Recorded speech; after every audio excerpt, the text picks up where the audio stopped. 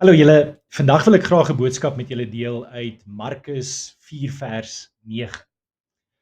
Reg deur die bladsye van die Bybel is daar 'n woord wat nogal gereeld herhaal word.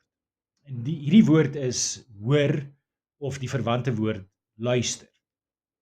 Nou in die Ou Testament word die Hebreëse woord shema vertaal as hoor of luister en word dikwels gebruik om die aksie van luister of die aksie van verstaan of die aksie van gehoorsaamheid te beklemtoon.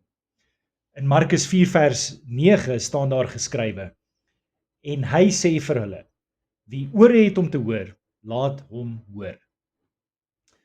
Nou, dit is Jesus se woorde in die gelykenis van die saaiër. En in hierdie gelykenis is daar verskillende sade wat op verskillende soorte grond val. Die saad wat God se woord voorstel, val partymal op harde grond. En dit stel voor die mense harde hart. En wie ook nie so ontvanklik is vir die woord van God nie. Ander sade val weer op ontvanklike harte, maar die kommernisse van hierdie lewe en ander afleidings en die sorges van hierdie wêreld verstik en vertraag die groei van daardie sade. Dan is daar sade wat ook op ontvanklike harte val, wat ook ontvanklik is vir dit wat die woord ons leer en deur dit word ons ryker in die gees en oes saam met dit die vrugte van die gees. Ek sien gereeld in ander, maar ook in my eie lewe, hoe ons as gevolg van miskommunikasie leed aan ons verhoudings kan veroorsaak.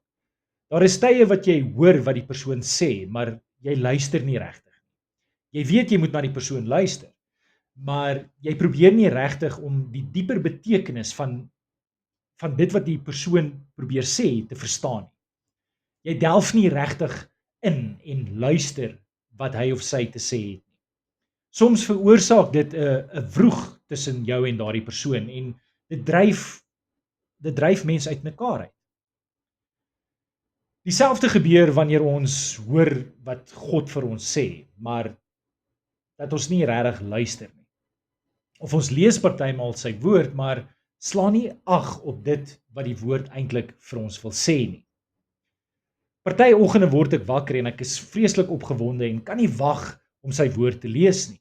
Maar dan is daar ook tye wat ek toelaat dat ek afgelei word deur wêreldse dinge en dit veroorsaak dat ek heeltemal die punt mis wat ek uit die woord moet leer en wat dit regtig vir my probeer sê. Ek wil nie hê dit moet gebeur nie, maar dit gebeur tog wel. Wat ek wel wil hê is om die Heilige Gees die gesag te gee om met my te praat, om my te laat groei, om my te oortuig en my gesond te maak deur dit wat ek lees.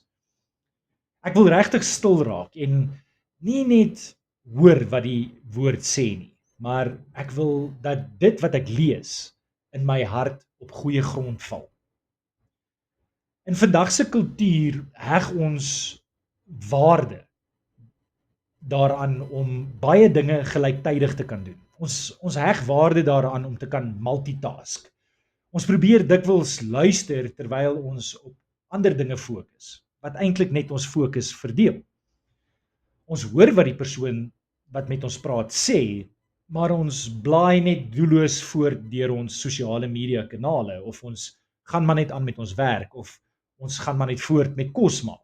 En ons luister nie eintlik wat die persoon sê nie. Maar in die Bybelse konteks sluit hoor nie net bloot die inname van klank in jou ore in nie. Dit behels ook die aktiewe gehoorsaamheid en die poging om te verstaan in. Met ander woorde, jy moet luister. In Markus 4 vers 9 nooi Jesus ons uit om te luister, om gehoor te gee, maar ook om gehoorsaam te wees. Hy moedig ons aan om noukeurig aandag te gee aan sy woorde. Wie ore het om te hoor, laat hom hoor. Hy vra ons om te luister. Jesus vra ons nie net om te hoor wat hy sê nie en dan aan te gaan met ons persoonlike agendas nie. Nee, hy spoor ons aan om aktief te luister en gehoorsaam te wees om volgens sy waarheid te lewe. Luister en gehoorsaamheid is wat ons geloof in Jesus Christus bou.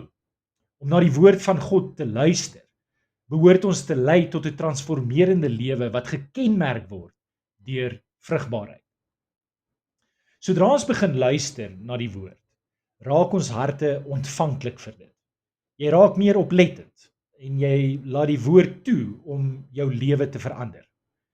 So vandag wil ek jou aanmoedig dat wanneer jy vandag bid, dat jy net vir 'n oomblik stil raak voordat jy jou Bybel oopmaak en vra die Heilige Gees om met jou te praat deur die woord en vra hom om jou gedagtes en jou hart oop te maak sodat jy meer ontvanklik kan wees vir dit en dit nie net te hoor nie, maar wel dat jy sal luister. Dat jy gehoorsaam sal wees.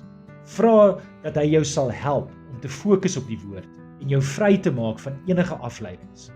Sê vir hom dat jy nie net passief die woord wil hoor nie, maar dat dit jou lewe sal verander en transformeer. Vra hom dat die woord wat jy gaan lees vir jou genesing sal bring waar jy dit nodig het en dat dit jou sal lei om 'n seën vir ander mense te wees, asook om jou te lei om met die liefde van Christus na hulle uit te reik, sodat jy die lig van Jesus aan hulle kan wees. Ons bid dit in die naam van Jesus Christus alleen. Amen. Dankie dat jy na vandag se boodskap geluister het en onthou om dit te deel met almal wat jy ken. Mag jy 'n vreugdevolle dag hê en mag die Here jou seën. Tot volgende keer. Ons chat weer. Shalom, shalom.